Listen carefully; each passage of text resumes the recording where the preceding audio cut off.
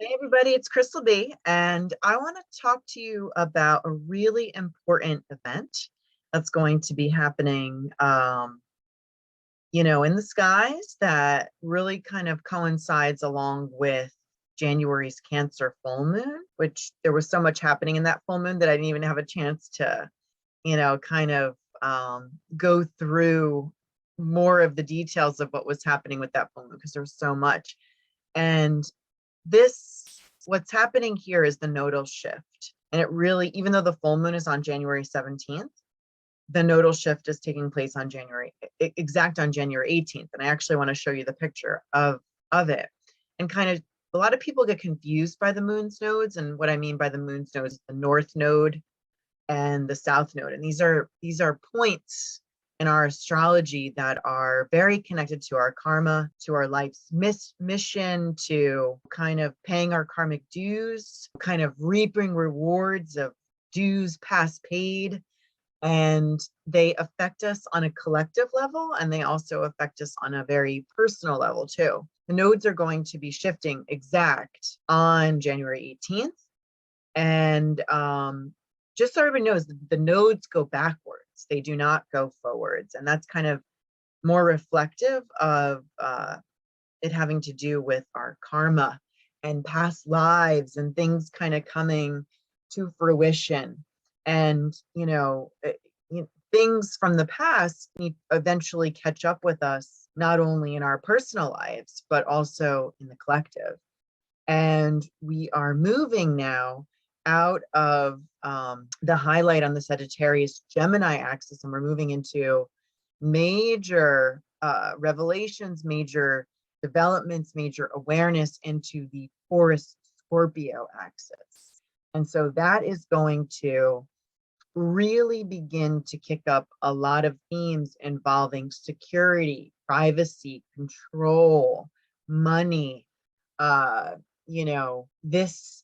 These are all themes of Scorpio and Taurus, and there's so many more, but I want to kind of illuminate and show you what it looks like. I'm going to share my screen. I actually have an animation. I have a chart, and again, I've set this to the location of my office in Montclair, New Jersey, but the actual alignments of the houses may be different depending on where you are living, but the general concept is important. And that's what I want you to really kind of hone in on, focus in on, is not necessarily where the houses are, which are these, kind of slices of the pie, as I like to call it, but where the north node and the south node are and how they're actually going to be moving back. So again, I'm using the true node. If we were, there's different calculations for the nodes, and sometimes that can confuse us, but for this, and I think for the most part, when it comes to the transits, most astrologers are using the true node. Now, I've animated my chart so it can move. And so here you see the north node is in Gemini, and the south node is in Sagittarius. But as I move forward, okay, so here it is.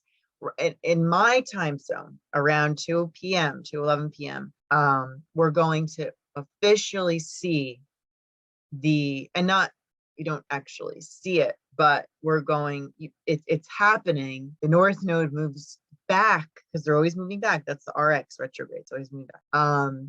Moves back into Taurus, and the south node moves back into Scorpio. So ultimately, we're heading in a new direction with Taurian themes, but we have to kind of unlock and pay some Scorpio dues. Scorpio is about power. Scorpio is about staring down your fears. Scorpio is about, kind of asking hard questions. Scorpio likes to investigate and kind of trek through the dark. So I think that we're going to see a lot of underground operations. I think this is already happening, actually. Like a lot of people are trying to, they're not as trusting social media anymore. Like there's so many, kind of different again, it's very controversial. What are you believing? What's real? What's not? But there's a lot of underground, kind of ways for us to communicate that are beginning, and kind of taking people off of traditional platforms. And I think you're going to see more and more of that. Now, where we're heading, this Taurus, the direction towards Taurus, this has to do with new ways of dealing with money. And we already see this. We see Bitcoin growing. We see, NFTs coming out more, again, these are all controversial, and everybody kind of sees things differently. They're not really regulated at this point in time. But I think as we move through the next 18 months, which is the time that the nodes are going to be in these signs, we're going to see a lot of new developments. And I think what's really interesting is to kind of understand how this is going to be influencing not only the collective, but also our personal lives. And so understanding where Taurus and Scorpio are falling in your astrology will illuminate the areas as to where, this energy is going to be creating new developments.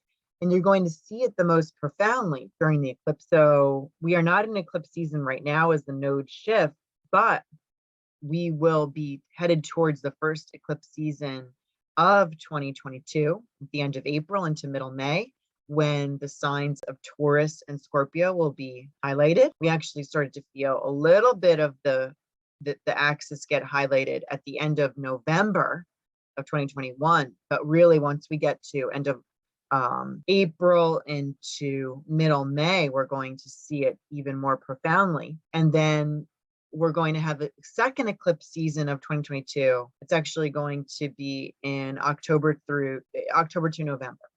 And that is also going to be illuminating the signs of Taurus and Scorpio. So, even though now, of course, if you're a Taurus or a Scorpio, you're going to be feeling these, the shifts very profoundly. The other two signs that will feel it the most profoundly are going to be Aquarius and Leo, because those are the other fixed signs. The fixed axis is really the axis that's going to be going through the most pivotal shifts.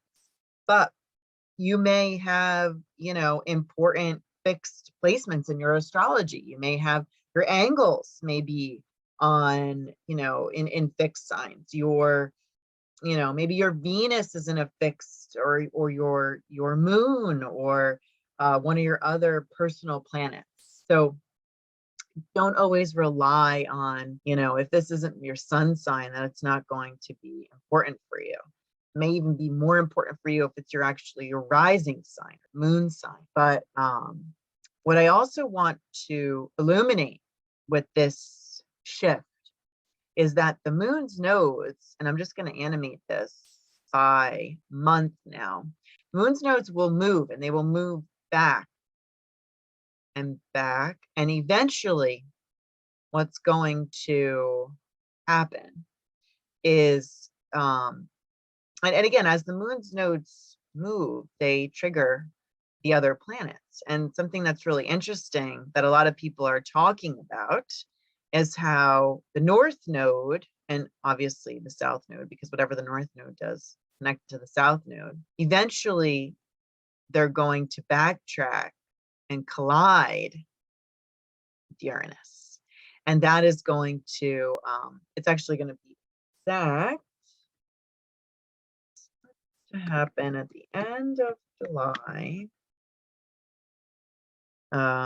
Here it is. It's the very tip of July. So you can see Uranus and interestingly enough, Mars, which makes things a little bit more volatile. They're going to be conjunct the north node and opposing the south node. So there's definitely some sort of development that is going, and if you notice, actually squaring Saturn.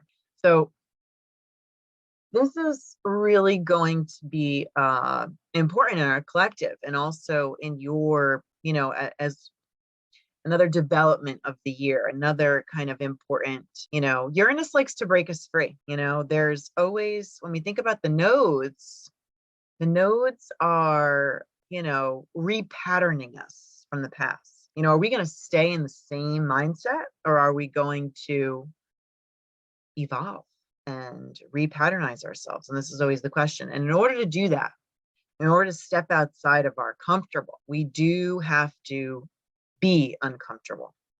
And we're going to be seeing that as we trek through 2022. Another thing to consider is, and this is something that I'm making this video at the end of December 2021.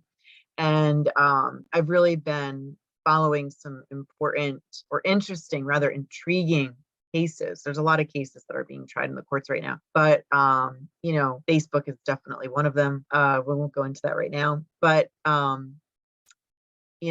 what I was kind of gathering as I was doing, because whenever I follow a case, I always look at the astrology of the kind of defendants, or the people in play. And a question that was coming up into my mind, or a thought process that was coming up into my mind, is, and it was making me really think about the nodes, is faking it till you make it. And I'm gonna stop the share as I go, and I'll just kind of finish up my thoughts with you one-on-one without showing the picture. But there's a lot to be said about power, and where your power is, and kind of needing to explore new territory. And we don't really always know what we're doing when we're exploring new territory, but we have to kind of fake it until we kind of feel more comfortable, right? But there's a question that comes up into my mind, especially as I'm following some of the cases. It just kind of makes me wonder, and I think it's a question for all of you, is how far do you fake it till you make it? Do you ever really make it? Like, I think that there's something about imposter syndrome, or something about what's the line, especially when it comes to power. And what is the line? How far do you take it in order to fake? Like, how far do you fake it in order to make it? And it's just, whenever you're doing anything, obviously you don't want to cross the line, but I think some people will. I think that always is the case with people. And I also just caution you from, taking things too far, or crossing lines that you can never take back, because the fact is that there are, some dark forces that will come out I love Scorpio. I know some amazing Scorpios, but I also know it has a shadow, just like all signs do. And the shadow of Scorpio can be quite dark. And the shadow of Taurus can be dark too.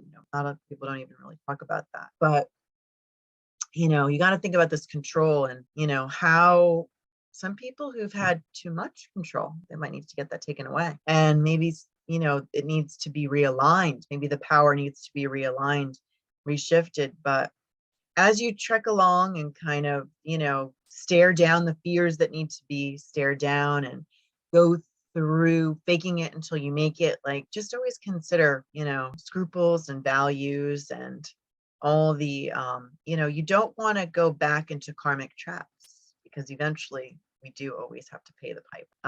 So anyway, that's just kind of a deep thought what was coming out as I was thinking about all of these crazy cases that are going on. I'll have to talk about them in a different video.